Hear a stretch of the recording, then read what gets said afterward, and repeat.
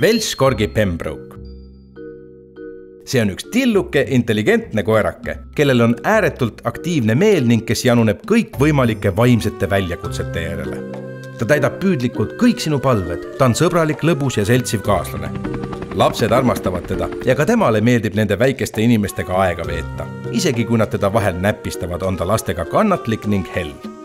Küll aga meeldib sellele tegelasele haukuda. See on üks tolle tõu, mitte ehk nii meeldivatest eripäradest. Teda on lihtne õpetada ning samuti on ta üllatavalt oskuslik valvekoer. Kui vähegi võimalik, tuleks tal lasta regulaarselt karja ajada. Kui aga mitte, võib ta karjatada ka sinu lapsi. Pole kahtlustki, et ta vähemalt püüab seda teha. Sellele sõbrakesele piisab keskmise pikkusega jalutuskäigust iga päev. Samuti ajavad hiilgavalt asja ära mängu- ja treeningsessioonid sinu tagahoovis. Huvitav teada, tema kuulsusrikas tee sai alguse siis, kui Briti kuningas George VI näitas üles kiindumust selle tõu suhtes. Ka kuninganna Elizabeth II on teada tuntud korgide fänn.